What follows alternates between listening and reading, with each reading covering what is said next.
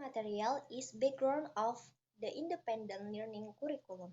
The Merdeka Belajar curriculum is motivated by the result of the Program for International Student Assessment or PISA, which saw that 70% of students aged 15 years are below the minimum competency in understanding simple reading or applying basic mathematical concepts.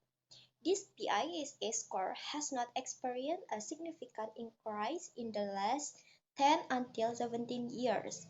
This curriculum is implemented to mitigate learning loss during the pandemic. The effectiveness of the emergency curriculum increasingly shows that it is important to make curriculum change more comprehensively. Moreover, the Merdeka curriculum was prepared as a new curriculum that is more comprehensive than the previous curriculum. Okay, the next material, assessment purpose. The first, educator. To monitor and evaluate the process learning progress and improve student learning outcomes on an ongoing basis.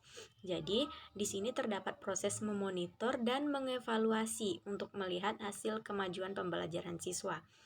And the second, schools to assess the achievement of graduate competency standards for all subjects. Sekolah melakukan asesmen ini untuk menilai tercapainya atau tidak kompetensi lulusan untuk semua mata pelajaran. Kemudian, the third, government. Government to assess the competency achievements of graduates nationally in certain subjects. Jadi pemerintah ingin menilai atau meninjau apakah sudah tercapai atau belum kompetensi lulusan secara nasional pada mata pelajaran tertentu. Okay, the next, the usefulness of assessing learning outcomes carried out by educators. The first, measure and determine to achieve of student competencies. Di sini untuk mengukur dan menentukan pencapaian kompetensi siswa. The second, improve the learning process. Untuk meningkatkan proses pembelajaran. And the last, prepare progress reports on daily learning outcomes mid-semester, end of semester, end of year, and graduate promotion. Di sini menyiapkan laporan kemajuan hasil belajar harian, tengah semester, akhir tahun, dan kenaikan kelas. Okay, the next material can be explained, my friend. Okay, I am Tantri Ruspita. I will explain about the form of assessment. The first is formative assessment. In formative assessment, teachers continuously monitor students' progress throughout the learning process. This includes the use of small tests, class discussion, small projects, and regular feedbacks. The goal is to provide information to students about their progress so that they can make improvement while the learning process is still ongoing. The second is summative assessment.